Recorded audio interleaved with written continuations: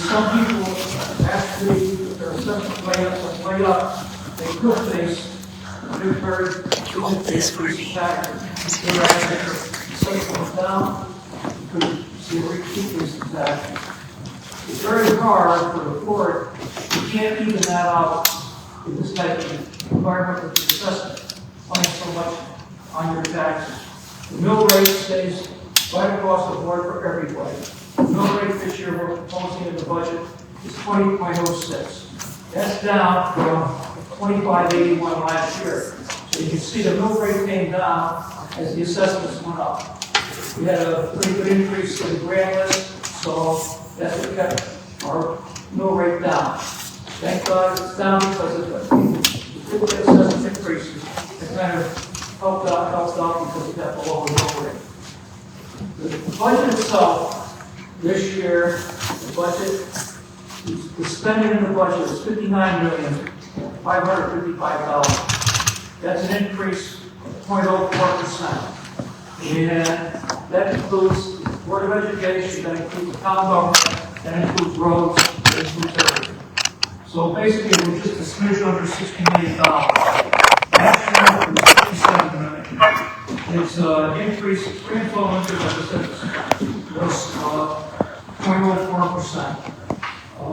Now, there's a lot of stuff, a lot of items in the budget that this board can't control. You have union contracts for salaries and wages. Okay, so this board, we can't control that. Those contracts are signed, we can't cut them. We could drastically cut the whole department. We can't cut salaries, individual salaries. We can't get into the benefits because they were negotiated in contracts. That's the same for the schools, and that's the same for the town side. So we don't have that much leeway on that. We do have all the leeway on the discretionary spending. This year we went very light on capital. There's only $500,000 in for capital this year, and that's because the schools are upgrading their IT systems, and it's necessary to keep current. That's the one item we have. Speaking of the schools, if people are here for the school, I want to remind everybody, and I give this little advertisement, that the town spent a good part of our budget on schools, capital budget. We revamped Rayover School, where today they have good heat, they have air filters, it's all air conditioned. It's basically the job came out because it looks like a brand new school inside. But that cost the town $5 million, of which the state has promised to give us the grant for $2.5 million. But we already paid all the bills. We haven't received that money from the state yet. We also, obviously, the middle school, that cost the town $30 million. Okay, so that's a brand new school. And then Quaker Farms, the school you're sitting in, this was going to be revitalized too. They're getting a heating system, they're getting air conditioning, they have air filtration. This gym next year, hopefully we're here, we'll have the air conditioning, or the heat, or it will be on average temperature, around 70. So this costs the town a lot of money. The town has right now we've got a debt of $30 million plus $15 million of the interest on the debt. Of that debt, I would say 90% of it through the schools and school buildings. It's not built for that much on the town side, even though we did, well, through the years, we replaced a lot of equipment at the public works, we replaced a lot of equipment at the fire department. As a matter of fact, we're getting a new rescue vehicle that will be coming in this year. We had, we had, it's tough to get any other capital in this year because we spent so much. The flood obviously cost us money.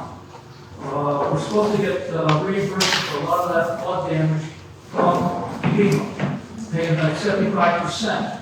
But again, that's promises. The town had to go out and borrow that money, and we put aside $4 million for a flood cost that we already paid out. The contractors come in here, people are working, by the way, they did a great job at a great price. I think the town got more than what they, what they paid for. We had good people, and put back on, and you can see the roads and the bridges and everything. People are, almost up to normal. We'll be there to action, we'll be able to do that. But again, we had to put more money away, we had to still finance with the money that the state owes us. We had to put 10 million away, to hold on to that, to hopefully we get reimbursed for all this money. But like I said, well, the flood money will only get 75%. The state, the state picked up the tab for the roads. So they're from the roads, the state roads. We had to pick up the money for the bridges, Park Road, Seth Penn, work down with Jackson's Cove, and so we're getting there. A lot of the work's done, we have to get it paid for. And that, again, is keeping the town, our surplus is way down. We used our surplus, thank God we had our surplus. At that time, we had the money to go out and pay the bills that were coming in. But now, our money is down, our surplus is down, we're waiting out for the government to pay us back. Okay. Now, we'll take any questions from anybody that has anything on the budget. Okay. Let's see. Margaret?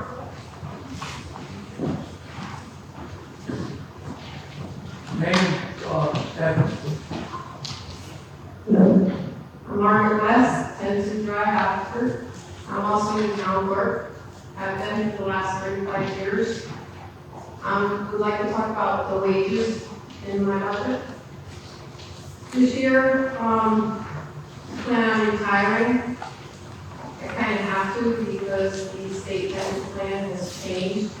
And it wasn't what I had planned, but it kind of changed my plan, so I have to retire. My last day is June 26th. My assistant Linda is also going to retire. She's in the same boat as me. A lot of people are in the same boat as we are. Retiring to me is bittersweet. I'm gonna miss it. But I also have some money on my back. I've been in this office for 35 years. 11 of it as an assistant and 24 as the town clerk. I'm still the town clerk, and won't be until January. I designed this budget so there will be a certified town clerk at all times in the office when the office is open. Linda and I both agreed to stay on part-time, which is what we can do according to the state pension plan. We forego our retirement for the people in this town to make sure that the transition is smooth and right for the town. It's how I was trained, and it's the best way for the town. The Connecticut Town Clerks Association has a 3-year process to become certified. You take classes over 3 years while you're training. Everything you learn in that office is based on what the classes are for and what the test is. You cannot take the test until you're in the office for 3 years. And there's a reason for that. It includes 3 cycles of the elections, which the town clerk's office plays a big role in. Not just absentee ballots, but the certification of the elections, creating the ballot and post-election reports. Everything we do is under state statutes. We're the hub of town hall. The history of the town is kept here and created here, and it must be protected. Whether you were born in Oxford, or you buy property in Oxford, or you die in Oxford, you're all part of that history.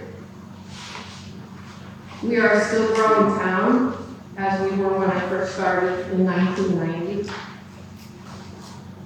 A growing town means more records, more people, more questions, more phone calls, more ballots, more dogs, more everything. It is fiscally irresponsible to cut the salaries of 58 years worth of experience at a time when this office is training and in transition. We have different programs from the State Department. I collect revenue for the town, the state treasurer, the state library, and the health department. the state health department. We as town clerks are responsible for making sure the records are protected with no mistakes. I am responsible as a retiring town clerk to make sure the incoming town clerk is trained properly and capable and ready for the most important job. This is how I was trained, and the only right way to do it. There is no way to cut corners to save money when it comes to our town records. It's not worth the risk. Your land records, your vital records, and history all the way back to 1798. There can be no mistakes. Lawsuits could cost thousands. With property fraud front and center, the town clerk has to be experienced. There's no reason here to make any cuts. This is how I laid out the budget, and it's a small cost to the taxpayers in the long run. One of my assistants has 5 months' experience. The other one has 1.5 years, but she's been out for a year on leave, and currently not back. Your records are too important. My entire budget is already down $30,000. My office brings in revenue that covers my budget, almost my entire budget. There is no reason to put our town residents at risk. It is important to get the right answers when you ask the town clerk a question. It's important to know your records are safe. Just as important for the incoming new staff to be trained properly. It's worth the investment. I know times are tough, I know taxes are going up, but it's really important to make this investment. I can't do it in 10 hours. If I could have, I would have made my budget 10 hours. This year is important that we get these gals trained properly. Very important. And I ask the residents, if you support this, you can contact the finance board at oxford.ct.gov. And if you have any questions for me, please come and see me, email me, or call me. I'm there for you. I've always been there for you for 35 years. And some of you on the board of finance know that. I run a tight ship. I write my own grants. I've never asked you for anything. Anything I brought up into computers, anything I've done, I've written my own grants. I've covered everything. I've just done the bare basics in my office. I'm doing this the right way, or I'm not doing it at all. June 26th, I'll walk out the door. I'm trying to retire here. I'm doing this for the people of this town like I've done everything for them. Thank you.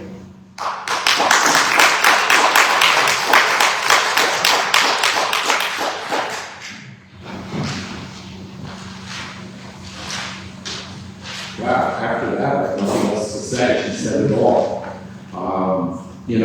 My name is Peter Calcandy. I live in 1051 Augusta Drive.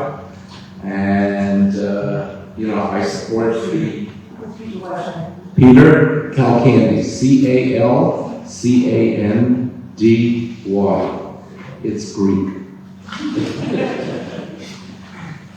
And now I lost my place. Seriously though, what the town clerk said, is everything that I have to say. And, it is important, it's a vital office in our town, and the records have to be kept properly. And 10 hours just doesn't cut it, and it kind of leads half the week. I understand they have an assistant that's been there 6 months, and, she'll come up to speed at some point. But, this is the time, and, from what I can see, and I took a quick look at the budget, and you know what? The fact is the increased expense in having to work 19 hours isn't going to bend the wheel one way or the other as far as the mill rate. And I think you should reconsider and have them work 19 hours a week. Thanks.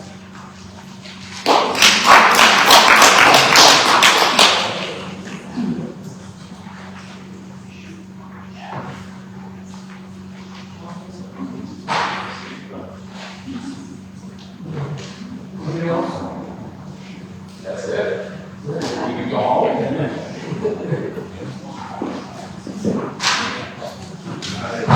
Josh Dexter, Keith from Park Road. Public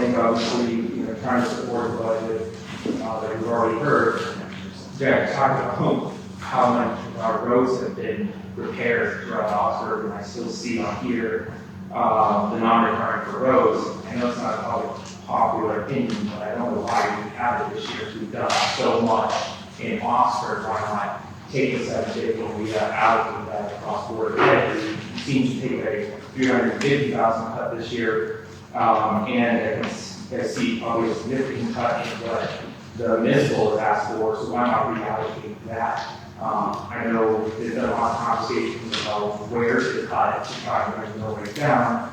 Planning and zoning being maybe one of the target areas to try to invest that side of the money.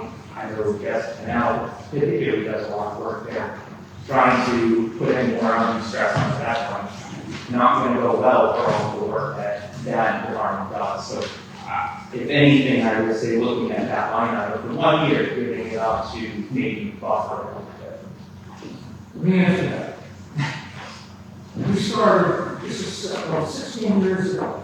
It was proposed that the roads were bad shape possible. And that we get a $2 million bond to start fixing the roads. But we estimated that the $2 million bond would take us probably 3 roads. And then what we're left with is a lot of roads still need repair and a $2 million bond. So we decided, and it was not popular the first year, the Board of Finance decided that we would put X amount into the budget every year, into the mill rate, to fix the roads. And we've been doing that now for about 15 years. So we put $750,000 in, we get a match from the state, we put $1 million a year for roads. It's not borrowed, it's money that we spend every year. Every year we have a referendum, that's the top item that gets voted. And I'll tell you something, I spent a lot of time, I worked for the state. The roads in Oxford, compared to what they used to be, compared to other towns, are in good shape. If we let this program go for 1 year, they say, well, 2 years, how can you find money for it? You'll see, we'll go back and we'll spend a lot more money than that $750,000 we put in every year to keep these roads maintained. Now, we don't widen the roads a lot, that's enormous expensive. Plus, some of these roads are so old, the titles, we don't even know who owns what on that road. But we do keep the paved. We have a program, what roads get done when and where. Okay. Now we got a little sidetracked with the flood, but we're still catching up. Last year, this is how money in our current budget to keep going on the roads. And I'll tell you, there are people, and my road is one of the last in the country, really appreciate how well it is. And how well it's been maintained. That's one program I would hate to see go. It's a good point, Jack, and I would hate to see it go as well, but at the time, in correct me if I'm wrong, we don't have the unprecedented damage that we saw from the flood year over year. This is something new. And I'd be willing to bet, and you named a couple of bridges, but I'd be willing to bet there isn't a bridge in Oxford that wasn't affected other than Dunn, which is brand new. And so, with that in mind, and I don't think there's any suggestion here that, hey, we should just get rid of this altogether. But given the amount of repairs done, and there's still roads that need repairs. Oxford, the Park Road Bridge was great. So you get about 500 feet up, and then it's back to the normal Park Road. What I'm suggesting is, given all of the constraints this year, and all that had to be done, all the cuts that had to be done, for 1 year, recognizing that we've done more work to repair the flood damage than the 750 would ever go, why not take that, release some stress in some other departments, and then pick up the program next year? Are you suggesting that if we don't do it this year, we've lost it forever? Or are we maybe to move something like that? Yeah. The current, right now, we're working on the roads from the 24-25 budget, okay? Yep. We're working on that now, we're finishing it up. And there are roads like, these got a list like if they really need to work, really got to get. Remember the old fashioned, they used to order roads. You might as well paint it, okay? Then you put chip seals down, which was another disaster, all right? So, the problem we keep paying, otherwise we have out there, do repairs for our roads and try to get it done anyway. Okay? So, I hear you, the cuts, we do the budget this year, we're all that drastic. We actually maintained the same increase last year. The school board was up 3.4%, it's up 3.4% this year. They requested, these started off requested 4.8%, and then they had their board requested 4.4%, and we that number of times, and we think that the current increase of 3.5 is reasonable. The town side is that it's actually up 6.2%, and we've had serious increases. Medical insurance is really hard on all of us, on the town side and on the Board of Education side. Okay, it could cost for family packages too. It costs the town over $40,000 a year. That's a lot of money, so you multiply that times everybody is on the insurance. That's a lot of money. And, other things we pay pension, we pay that, we pay, that goes down the list. Some pretty attractive spending and so on. And they have to pay for it. Like I said, that's not the cost, that's the union contracts that we have to say. So, I mean, you're talking about 3% in the town or 3% on Board of Education, where they were asking for 4.8. They started with 4.8, the Board of Education saw the answer for 4.4. So 4.4, you're taking it down. I would wonder, in an economy where we're seeing year-over-year growth in expenses by more than 10%, they're asking for 4. What is it that we're losing in our Board of Education if they're taking it that hard? So, again, I'm going down to there is an opportunity. There is, I got it. I'm going to finish what I said. There's an opportunity here to better buffer that. We've done more and more to repair roads than $750K would have given us. It's just an opportunity to make reasonable on budgets for both the municipal and the church. That's all I'm doing. Well, it's not like the town is stackers on the Board of Education. We repaired the high school, the pool back in the high school. We repaired Taylor School. We're now putting a new roof on the sugar rail, and we're putting air conditioning in the lunchroom. Okay, now we put a new school next door here, and this school building is going to be completely, and have fresh, it's going to have air conditioning, and so a good part of our $50 million debt is, I believe, Jim, about 90% of the schools. 95% of that debt, they repair every year, is for the schools. And a lot of hard work when you get all that done. Again, Eli was claiming that a lot of hard work didn't go for that. And a lot of the things that needed to get done that hadn't, just this current board is supported. Again, if we're going to lose administrators and teachers over the cut in the budget, it's going backwards. We're going to need to continue to support that system and not let certain cuts and gouges go in that are going to be hard on the school and, quite frankly, at the end of the day, hard on the students. That's all. Appreciate that. Thank you. Thank you. Anything to add on the school budget?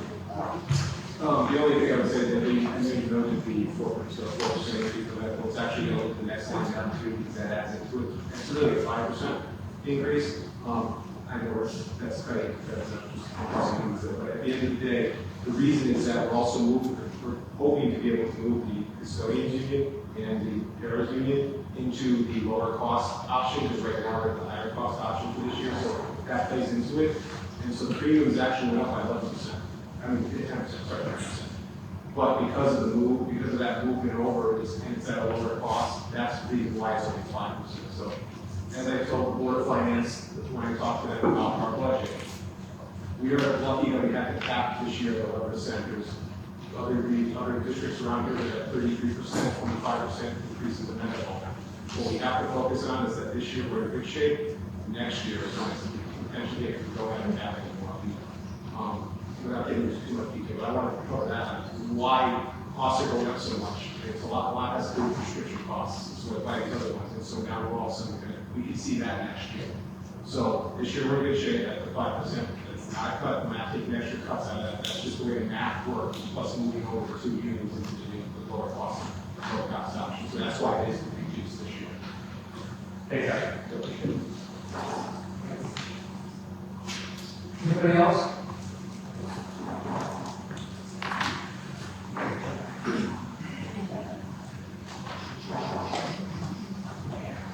Hi, everybody.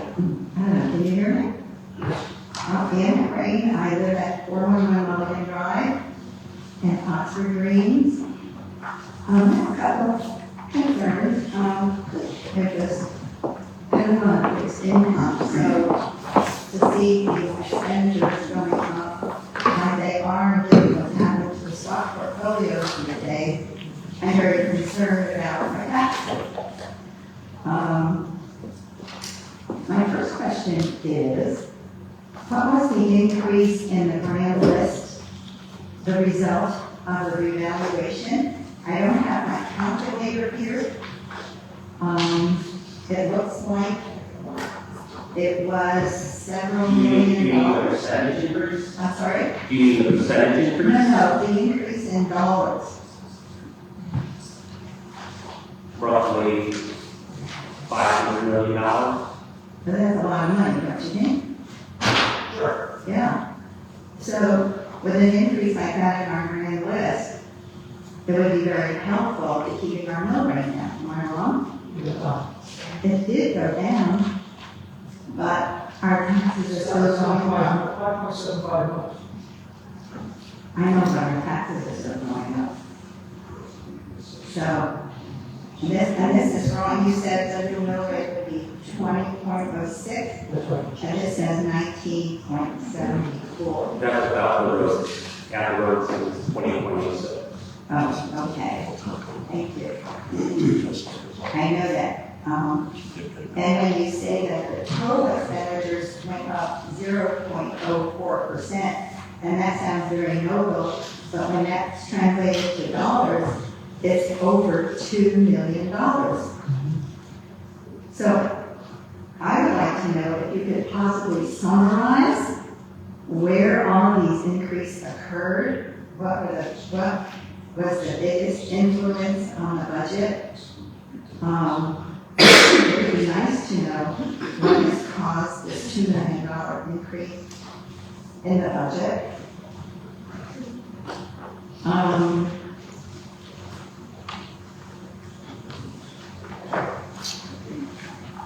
And if we had no increase in the budget, what would the mill rate be?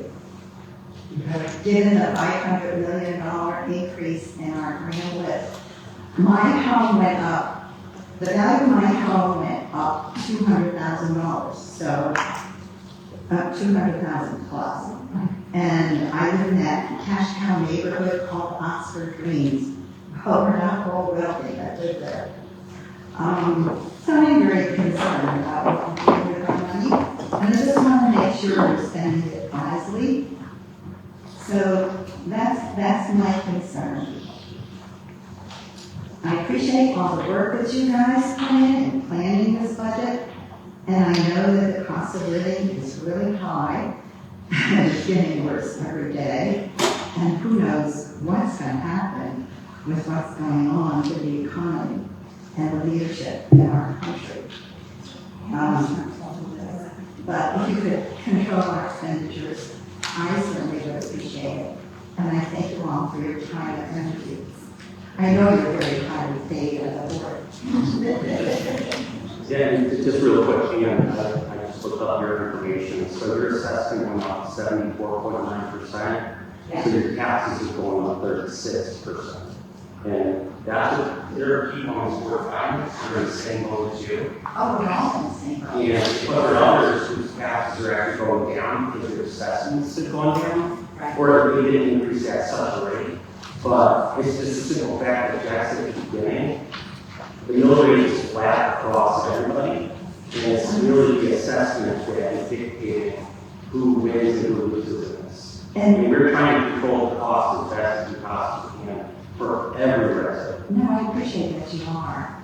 And of course, I'm absolutely thrilled when my house is worth $200,000 more, except I'm not selling it right now. And I'm sure it's happened across the board. And I know that the assessments placed on our homes are based on their current market value. After all, I just spent 20 years in real estate. So, I mean, I understand all of that, but I still would like us to be frugal in our expenditures. Thank you. Well, let me explain something. Everything increased, you had salary increases, like I say, the medical insurance increased, our pension system, the state increased the cost of the town, okay? Then you got all the general increases, you got electricity, you got buildings to take care of, you got maintenance, you got you got vehicles, you know what I mean? Everything adds up, so to take everything, and say, okay, everything for the whole year, for the whole town, all schools, the school buildings, everything, about 3%. It's kind of hard to hold it 3%, but we try. Well, listen, my home insurance went up $500 on my house. I know what you're talking about, and I know what's going on. And I just, we need to fight it. My insurance is not marketable, it's not. And for those of us that rely on our investments to pay our bills every month, it makes a big difference. It's just crazy, everything's crazy. But I just wanted to give you my point of view.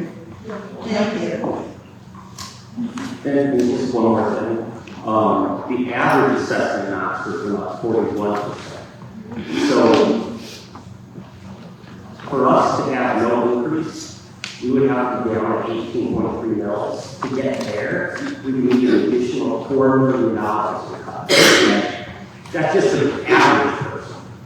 So even at that point, you're still going to have people who maybe like Dan or Dr. Green's assessment is much greater than 41%, and still see tax increase. So no matter what we do, it's not going to impact everybody the same. And there's almost no other cut to $1 million less.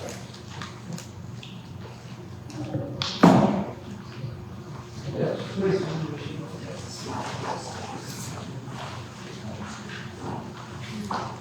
Hi, good evening. Thank you. I'm Kelly Blake from 13 East Drive. I have not prepared remarks, and I have no questions. I would just like to offer a shift in perspective. I heard you mention all of the investments that the town has made in schools as of late, and I appreciate that. I commend that, and I'm very thankful. I have a daughter who's in the school system, and I recognize the state has offset some of those costs. If you're familiar with Maslow's hierarchy of needs, it suggests that we can't achieve anything up high when our foundation is insecure. And our foundation consists of basic needs: food, shelter, love, safety.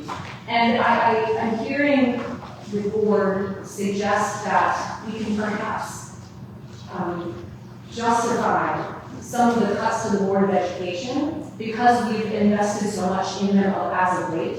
But the investments that have been made most recently are at the very foundation of the needs of these children. They include heat and air conditioning. They include structural support to the buildings themselves. And so I don't think of those as being excess or in addition to the basic foundations. I think that that's at the minimum what our kids need to learn. It's not a safe environment for them to be in a 90-degree classroom when the sun's glaring in their windows and they have the fans going. Our towns to the south of us offer language starting in kindergarten. The towns to the north of us offer stringed instruments starting in 3rd grade. And I feel like here in Oxford, we're kind of running in the bare minimum. And at the bare minimum, it includes heat, and it includes air conditioning, it includes a safe, secure place for our children to be every day. And so I would encourage the board to think about those investments that have been made most recently to be the minimum necessary to keep our kids safe. And perhaps just consider that shift in perspective when you think about what the board is asking for and what we've done thus far. Thank you. Yes, this board doesn't have line item describing Understandable. the school board, okay? Yes. And this board, going way back, okay, we were over pushing for to improve the schools. We had some of those schools, center school, couldn't regulate the heat, so sometimes children have to wear their coats, or they have to travel to the 90 degrees. Okay. We had all that, plus the air quality wasn't great. So this board always pushed for that. And it would always happen, in those times, everyone would have nowhere to go at all. So we go to like, oh, we let a lot of things for the schools go. This is all catch up for these programs. So the children who come to school, they've got a good environment, they've got heat control, you said it, and, you know, that's what we strive for. This board pushed for that, even though people would have to get an increase in their load. And nobody wants that either, okay? But some things, you gotta, one thing you gotta pay for. And ours is better than what we used to send kids to those buildings. Some of the old buildings, if the bathrooms are new, it's one of those like a gas station for that bathroom. So ours is better than that. And some people will gotta pay for things. And I think that a lot of this work pushed a lot of those things. And yeah, we might be a little tight on the budget this year, but believe me, that'll work out. And I commend you for that, I appreciate that, and I really, I respect that. I just think it's less, I think, a perspective for the board and more so perhaps for the town, that I think we should pat ourselves a little bit less on the back for the work that we've done to improve the schools, because it shouldn't have been done all along, as you mentioned. So I don't think that we should go around touting all the work that we've done recently and how these schools are being improved, because they're just being caught up, as you mentioned, right? And so I think we have a long way to go to really significantly or substantially improve the education system within the town. But the least that we can do is keep it. So thank you for advocating for that in the past, but just thinking about where the kids are going forward. I think that we're now at starting a solid foundation. Well, you know, the state mandates on programs to the schools. And this, after 2 years, so they leave the funding for them, the schools suffer. Okay? I mean, I remember all the kindergarten, and it was pre-K, and us schools funding it. We're not talking about us providing lunches across the town, $650,000 a year. And that's going to be, I mean, all these mandates keep coming in at us. And we got to pay for all that. And basically, the core is to teach, right? Well, they need to be safe, and they need to be fed, and they need to, they need to have a basic foundation. So thank you for that consideration.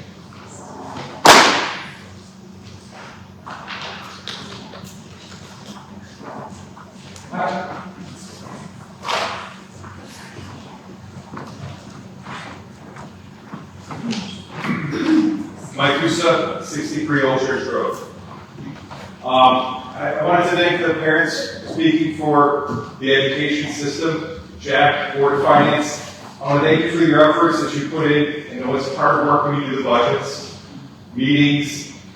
It's not easy because you have to take what we have and spread it really thin across the town.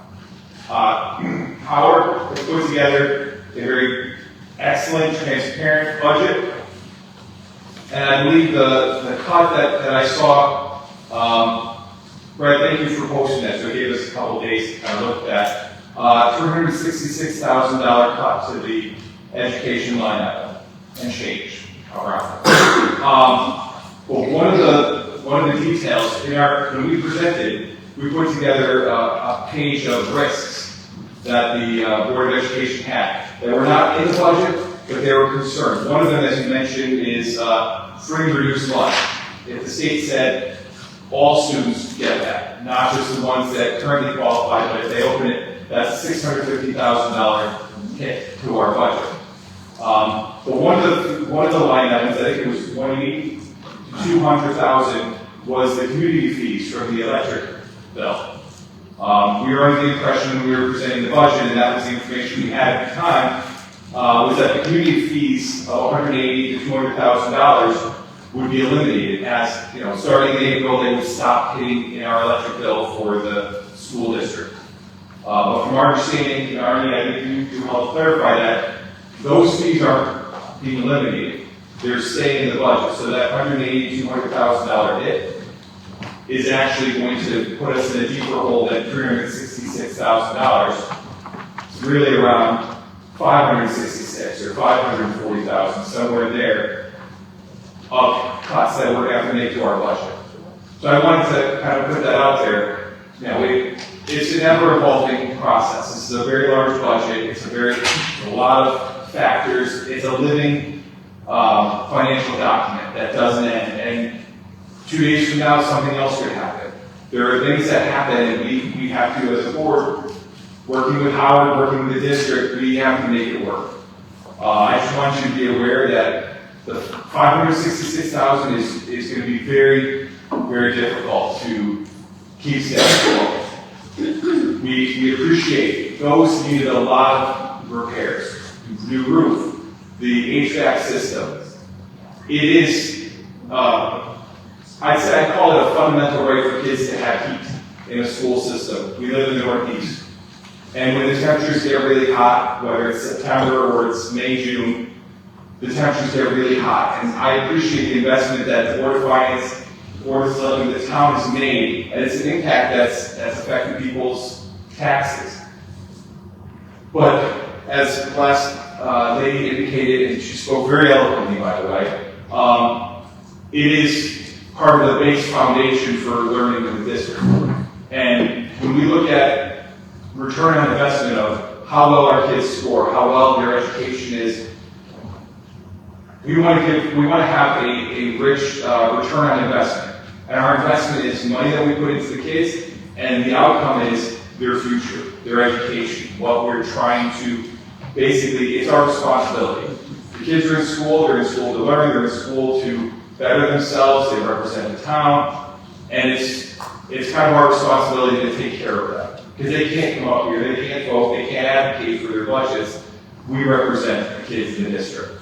So I'm just letting you know that the cut was not, at least for the impact of what our operating budget has to sustain, that community fee for the electric bill is going to add about $180,000 to $200,000 on. This is going to be, if that stands, and when we go through, if that's our operating budget for next year, we will have to eliminate positions. I'm not, well, sort of, we can't shake our cushions and we can eliminate this, we can pause that, we can say, we'll invest a little, we'll delay an investment.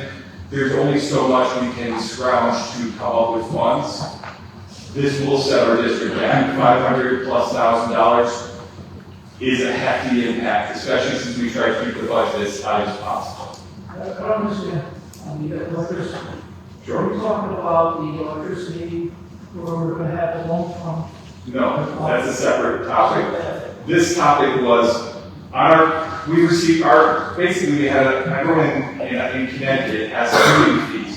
So at a certain point, I don't know if it was 6 months or so ago, we started getting community fees in our electric bill, and we get sticker shock. That was supposed to go away in April, and so when we factored our budget, we said, okay, starting in July, that line item won't be there, so we eliminated the expense for that when we did our budget.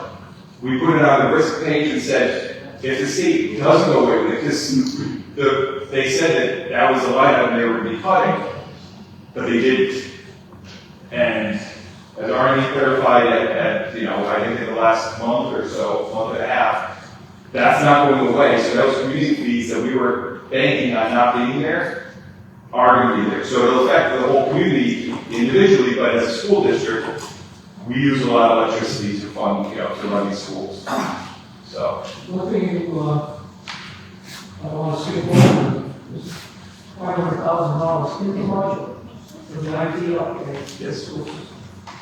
Okay, that's in, Yes. okay, on top of her.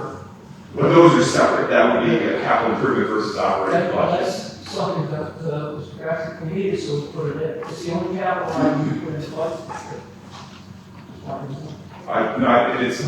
I appreciate it. I'll end it on, I appreciate what you do. It's not an easy job that you have. Anyone who serves on any of the boards in this town, it's not easy. And just know that we care, and we care about every line, we care about every position in the town. But as a Board of Ed member, my focus is for the kids in this district. So. Hey, Mike, I have a quick question. Shoot. So, just to clarify for me, if you don't mind. So when I look at, I keep records all the way back to 2006.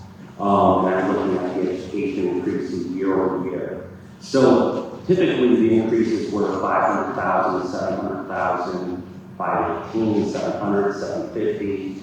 And last year was 1.2 million, this year is 1.2 million. What's changed? Like, what's changed from those years where it was all 500, 700, you guys can afford the increases that were put into you, and now it's 1.2 million, and you can't? I would say salary and benefits. As the town experiences, your benefits, for example, go up. And we do everything. We've worked miracles to try to avoid having 30% increases. The unions have worked with us. We fought very hard to keep that as low as possible, but it's a runaway expense. Compared to the town, we have a lot of employees, we have a lot of responsibilities, whether it's paras, teachers, admins, custodians, secretaries, aides, everything that is necessary to run these buildings, to run the district, it's salary. And when you look at what our increase comprises of, it's salary and benefits. We do the best we can, but education, as we negotiate, I've been on almost every negotiation we've had since I joined the board. The state averages, we negotiate very aggressively but fairly, and we're also constrained to what all the other towns in the state are negotiating at. And there's a level that we can push, but we can't go too far. So our salary increases that are, once the contract's approved, they're fixed. The only thing we can control is how many teachers we have in these schools, how many paras we have in these schools. But even the paras, you can only cut up to a point because it's state mandated. If we have students with mandatory hours, we legally have to provide that. And we can, if we want to, go backwards in education, which we don't, we really don't. What ends up happening is our budget gets compressed, and then there's layoffs. And I'm not throwing that out as a threat. I'm just being very honest and transparent to say we've eliminated everything we can. We run a really tight ship. Our budget is clear, and if you spot something that we can compress, we're interested. But we work really hard. Howard works incredibly hard on the budgets. It's the salary and benefits that we can only control so much. There's a lot of factors that are well outside of our control. Okay, Thank you. thank you.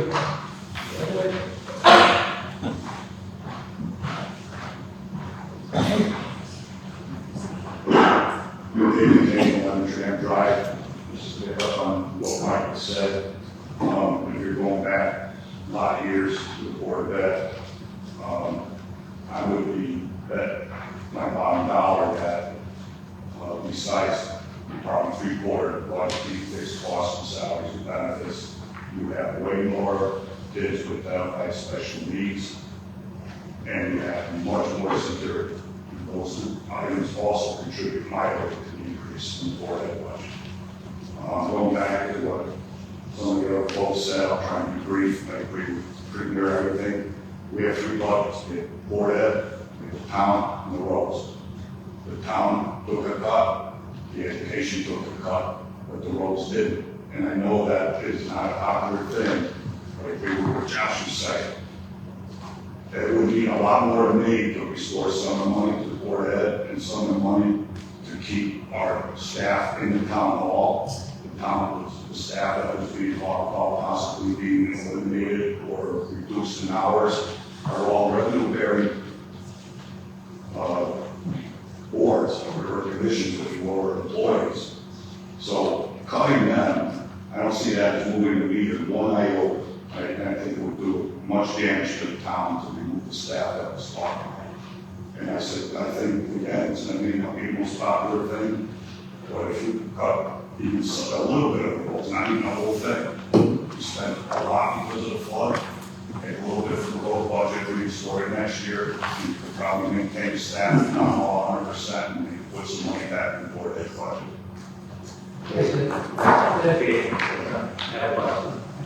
So the $750,000 that's in the road budget, and Josh talked about this, about reallocating it. So is the premise that we keep $750 in the budget, but I'm just throwing this out there, making it up. You're taking $250 from $750, getting us back to the Board of Ed, you're keeping 500 in the roads. So you're not changing the budget, you're still keeping it, just reallocating a portion. Well, I'm maintaining that, the talk about staff, that you're. Well, yeah, but the staff- It doesn't change the Yeah. meter at all. So we haven't proposed any staff, so we can't. And that's not in our budget. It's been discussed, but we can't affect it. So it's not in our budget. So the 750 though, are you saying, take, as an example, 250 from the 750, give it to the Board of Ed, keep 500 in roads and maintain the mill rate? Or are you saying take 250 to the Board of Ed and remove 500 from roads? For myself, I would say, take the 250 from the roads, put it in the board, and that maintains what it is what it is. We're 26th in the state of Connecticut, out of 169 towns. I'm retired, I don't want to pay any more than I have. But are you saying we're eliminating the half a million from our roads? Pardon? Are you then saying we'll eliminate the half a million from the roads and get rid of roads for the entire year? There's 750 in the budget for the roads, I'm saying like if you took 250 out, you're paying 500. Yeah. You still have a decent road program. God knows what the Democrats were, we only got 250 for the roads. Okay. Thanks, David.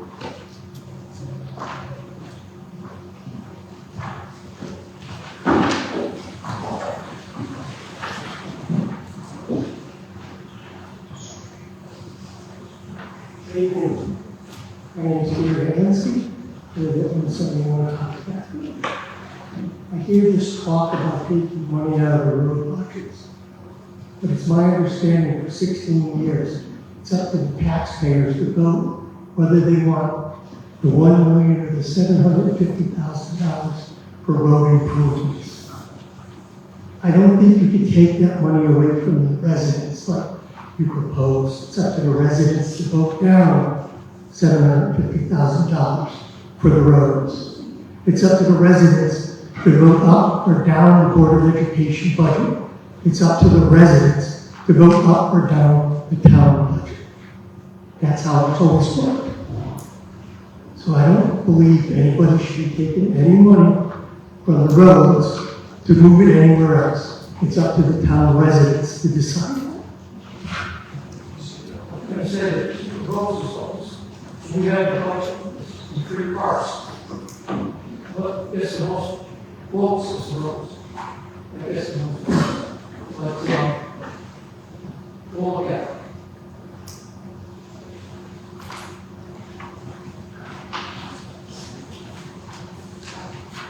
Molly Smith, 24 Woodhill Road, Oxford. The original Board of Ed budget was proposed at 4.4, and you guys cut it to 3.4. Why and what discussions were had and what conversations that you're basing this decision off of? How did you make your decision to cut the Board of Ed budget from 4.4 to 3.4? So we want 4.4 to. That was the original report, it's down to 3.4. How did you come up with that number based on conversations? Like, what happened? We did. We went through, as far as the increase, the normal increases, but he doesn't look back all the years of the increases, okay? And we discussed this, that part of how it's not, what's in there, what's not in there, and what we can cover and not cover.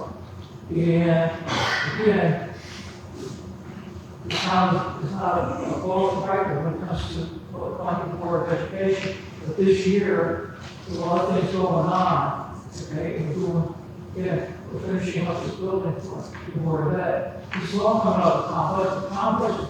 We see that I talk about, it's called the interest and debt service. The interest and debt service this town, this year, this is debt service is 2.3 million, and the interest is 1.5 million. Okay, so those are the expenses we have to make up every year. That's every year, that's going to be ongoing for quite a while.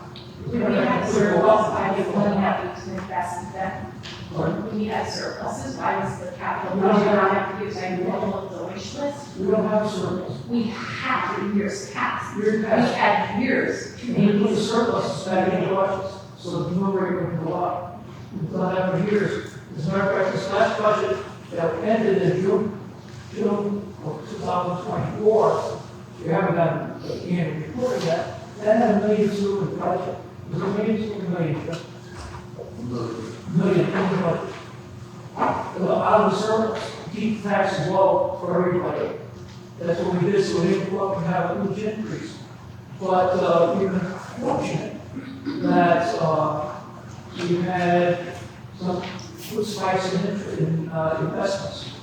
Okay? Thanks to Jim, we got just on interest this past year, we got $1 million. Okay? We got the power plant, we got 4.4 million. That's 2 mills, just for the power plant. And I can remember sitting with George Temple in the auditorium of the high school, packed, only George and I were up and going out right, the pipe for that power plant, and nobody wanted it. That would have been 2.2 mills if we didn't build it. Okay? And I think people don't even recognize the power plant as a power mill. Okay? But that's the money that we got, besides what we have to put in. We do not have, like other towns, we don't have great shopping centers, big malls, we don't have, a lot of industry problems. A lot of our budget comes from taxpayers, homeowners. That's kind of reverses here. Let's see. But there was still a decision to lower it. There was still a decision to lower it. You were told, I was at the very meeting where it said, it will be jobs.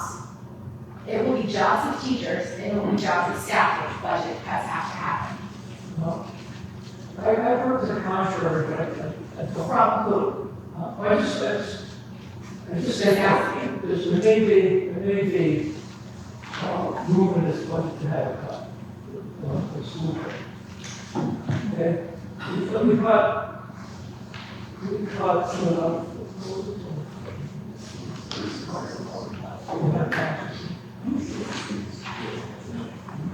$300,000 out of 36 million. 300,000 out of 36 million. One special ed placement out of town could cost us half of the budget. I know that. 2 special ed educations, it's gone. Like, the gamble is high. Thank you.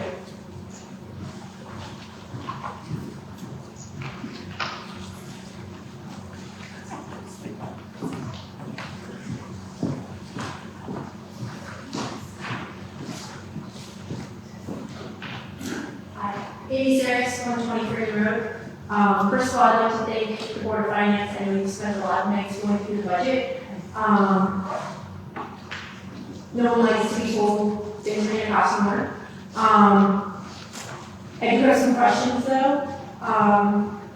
Do we know what the current year-to-date is on our expenditures from the municipal side?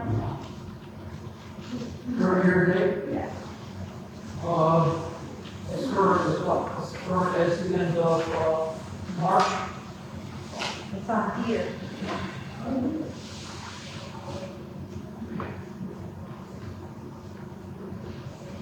Well, I'm only going by what's on the sheet that our finance director handed out. And year-to-date expenses through April 16 says $20,171,154.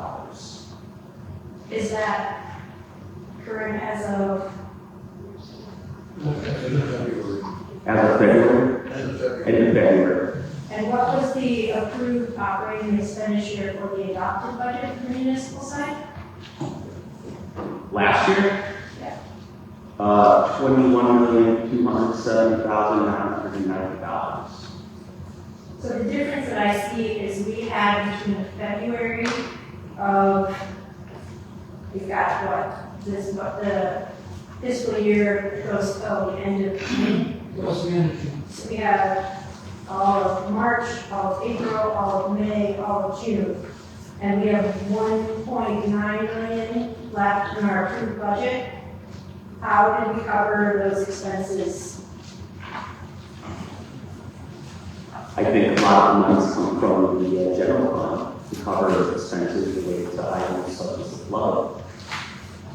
And after Jack was mentioning we're dwindling down the available money that we have, with the hope that we get it back to FEMA and different state agencies for different projects. So in this budget, we have expenditures for the flood. Well, the operating budget itself, we're already spending on that.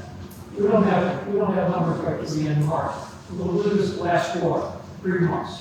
Okay, if we're looking at that budget, I don't have the numbers right. We'll get them as soon as possible. So, but what I'm looking at is we have $1 million before we exceeded our approved budget from last year. How are we funding between March and June on that budget? The last 3 months. The last 3 months, a lot of expenditures come in. That's when we do the sweeping the streets, we do the cleaning up the storm drains, we do lining the roads. All our big expenditures are going to come here, right here in May, June. We exceeded our budget. Well, I don't know if we exceeded, I haven't seen. We only have $1 million to work with. If you take $21 million and you divide it by 12, just as an approximation, a monthly on average, that's $1.7 million.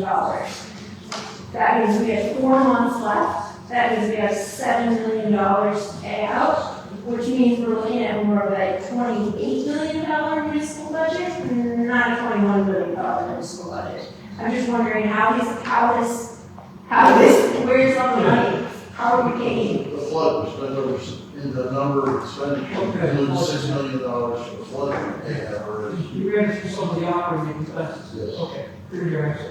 So if you didn't hear it, our finance director said roughly $6 million related to the flood is going to pay through our general fund, essentially, correct? So we're dwindling the general fund down to almost nothing. I think some of the one expenses went into our operating expenses, and we our surplus is more. Okay, we had to pay our bills. We don't have the money from the state, from the federal government. I hear you.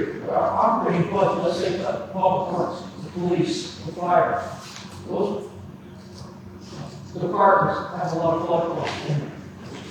So if you go and look through I could go with you, but detail year I to don't have the date, numbers in front of me yet. but how are we making decisions on the budget for next year when we don't even know what we spent this year? Well, we know approximately where we are, but how much that flood cost is in there, we don't. We don't know that. It's not in the budget. It's not there. If you start looking through the expenditures for year to date, let's just take the first general item for the Board of Selectmen. It looks like we approved a budget of $557,000. Year to date is $627,000. We exceeded the adopted budget by $70,000. The itemized says $292,000. That's $400,000 different between the summary and the itemized. And I can go through finance department. $423,000 is year-to-date expenses. The adopted budget was $398,000. That means we exceeded the adopted budget by $25,000. The itemized shows $179,000. No. $140,000 more than itemized. You're getting to this. Okay, I don't know that. I don't have to put that numbers are accurate. If you're the date with this, I'm counting that. Why not as much of the floods? They went into the operating expense. Where are They they? get reimbursed for that. We get 75% reimbursed for everything that's in that flood. But we're hoping we get that money back. If you look at the year-to-date expenses, You don't know, is there any flood expenses in there? The flood was October, August, 18th. where would you find that in this? In the summer. We got to look at the departments. The departments will pick it up. But the selectmen is mostly engineering expenses for the flood, design diversions. But why isn't that a line item that's itemized for that? Because it's not listed. Because it's salaries and wages, salaries, it's salaries, a lot of salaries, a lot of this engineering. Shouldn't there be, you're asking us to approve a budget, and we don't know what's been spent from this past year? Well, I don't know what happens when a budget is exceeded? it has, Where does the money come from? Who gets approved? how do we know that? Well, every time, obviously, we get the annual report, we know. Where's the end, do we have that? We don't have a lot of these yet. A lot of this is all back up. People get ordered this whole time to try to get the money from people. We spend our time. I hear you, but, this is. Yeah, we throw out a lot of those items in the pending budget because we were rejected in the budget because of the flood. Because of the flood, but we didn't have the, Chip's been doing triple work, a lot of our departments, we didn't hire more people to do that. These people just assumed all these jobs on top. So some things have to wait. We've been waiting for more accurate numbers and figure out where we stand. But right now, everything's on course. So, but you're asking us to approve a budget for next year, and we don't even know what we have left over from this year. And what happens if we're short? If we have no surplus, that means we can't go out and borrow. We won't know this year until June 30th. Okay. But your current year-to-date is back in February. And we were already in the February. Flood was last August. A lot of that was a lot of us fall out. Why were you Jack, taking I'll steps? take the year-to-date expenses tomorrow and post them on the website. Okay. Can we somehow figure out how much that's way over because of flood? Correct. We've got public works, we've got the police department, we've got the fire department, right? Those three are alone. And then we've got engineering, we've got, Before the town, I won't say tomorrow, before the town meeting, I'll have updated numbers for you. but the normal things that go through the budget, the departments, we know what they are. We know what the salaries are, we know what the benefits are, and we pay every month. We know what's there. And on the town side, we really know unusual items, except for flood. But how would we as residents know this? Well, Because we the have itemized it. isn't to date, and this you're telling me is February, and it's numbers that don't match the itemized. So how do we look at this budget and say, we're moving forward in the right direction? I'd like to say, we have a $1.8 million fire engine that's coming. That's not, I don't see that here in this budget. I know 1.8 for the fire engine. I know last year you would save 1.8 in the surplus to cover that. What's the plan to pay for that? Is delivery sometime early this summer? That's coming out of our bond money. And we bonded. We had a town meeting here, we appropriated $10 million. Okay, so in that appropriation, that fire truck was figured in. That was presented to the town. This was a town meeting, it sure was. The sewer, the schools, I think that was it. I don't think the fire engine was included. Funding was authorized by this purchase probably a year and a half Year and a half ago. ago, that fire truck was a long time ago. Just to do it on the week. We could approve a $1.8 million contract. I think you should go back and check, I don't remember that. Also, are we current with our union contracts for the municipal side?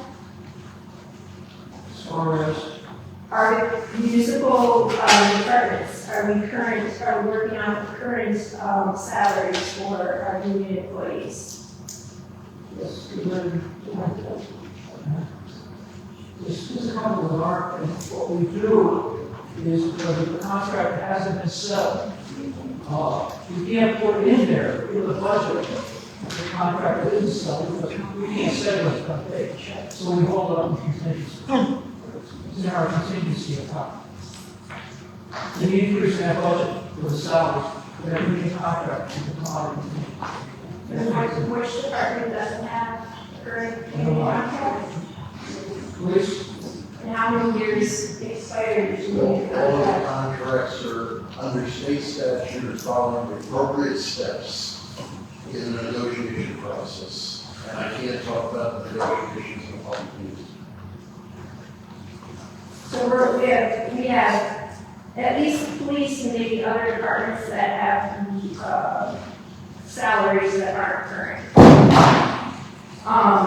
There's also talk about $1 million no interest ever source loan. If that is applied for, that's $200,000 that needs to be added back into the budget to cover the additional electrical fee? Or is that, It's supposed to be paid for the city of electricity. But that hasn't been, gone into effect so long. It's just there. You haven't received that money, you haven't got the money. I don't believe the contract has been signed yet, but I do believe that that's the plan. Because the plan we haven't received. But it will have to go into this budget to have to, It goes into the budget, but we haven't received it. You can't start putting everything in there that might happen.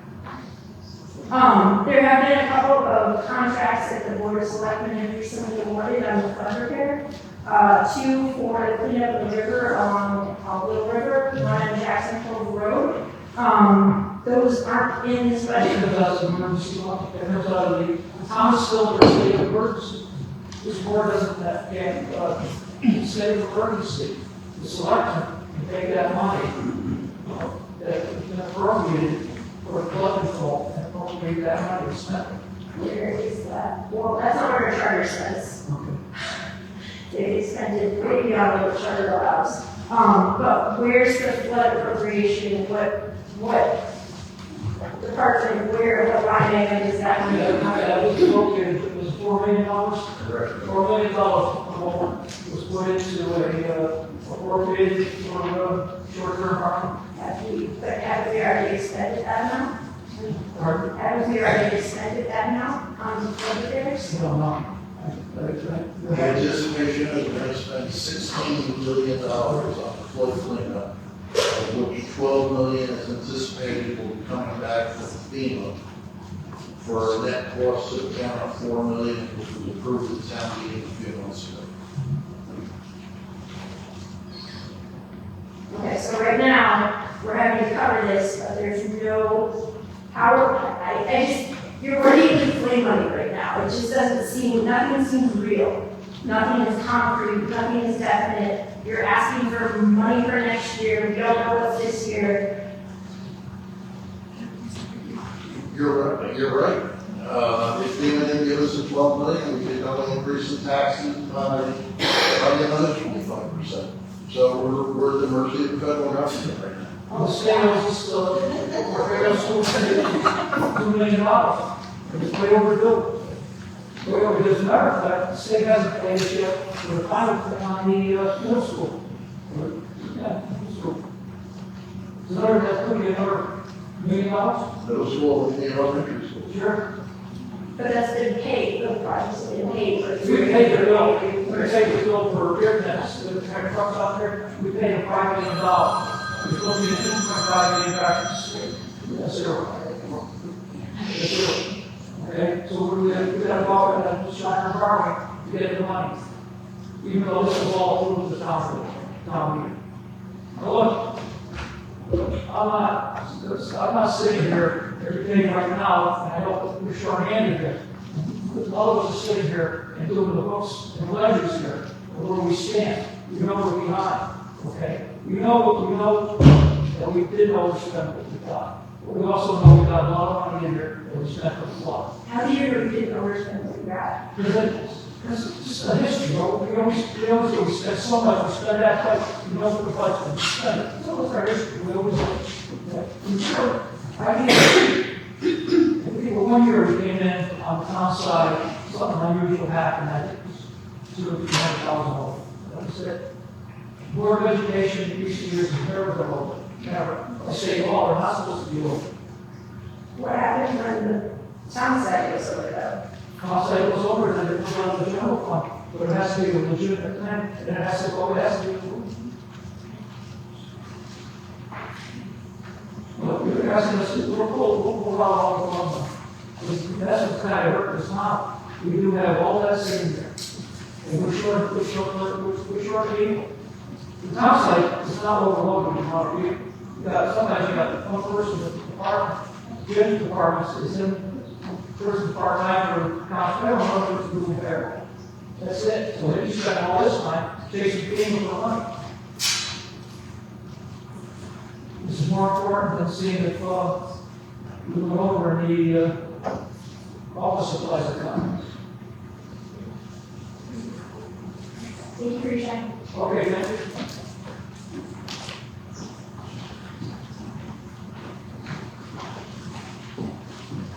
Hi again, hopefully for Ms. Drive. I have a question that you asked on what Amy discussed about. I was trying to follow along with the numbers that she was referring to, and certainly it's concerning to not know where we are and to know that there's only $1 million left for the next so many months. If you look at sheet 5, the actual expenses in 2023 from expenditures onward are exactly the same as the year to date.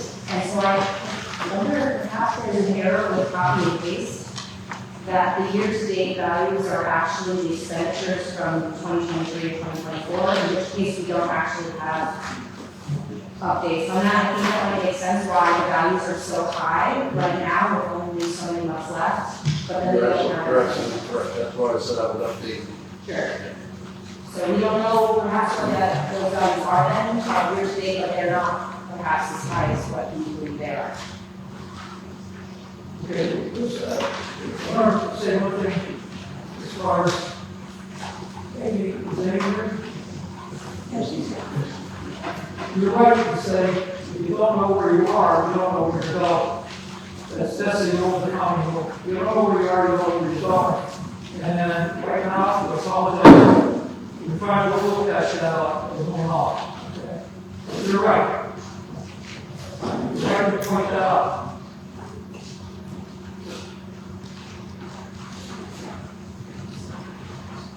Anybody else? Anybody? Jack, can I ask a question from up here? Sure. My name's Lisa Cecily, 1 Sarah Drive. Totally not anything what you guys are talking about. I'm going to go out in left field here. On page 7, I was going through, looking under public activities. Can you hear me? Okay. If I go down, I see everybody's either they're staying the same or they're taking a hit. But the Cultural Arts Commission, the past few years, they've had 2,000, 2,500. The request, they went from the proposed selection proposal from 2,000, they're asking 8,000, and you guys are giving them 7,000. Why are they getting such a large jump from everybody else? Everybody's taken away. We're taken away from our elderly, we're taken away, if I go up even public safety, we're taken away from fire marshal. Why? What is Cultural Arts Commission? Maybe if I can understand that, what do they do? We presented a couple of programs that we were going to put through. In the prior years, we didn't fund them probably at all for $200 a year. And they had there were programs in there. We funded them up, but that's what it was to fund their program, Cultural Arts, $7,000. They want to have some kind of a show now, or you remember the old law case? Right.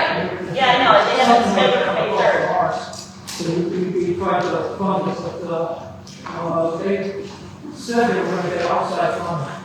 So they get the outside funding, and that would obviously be good. Okay. Thank you.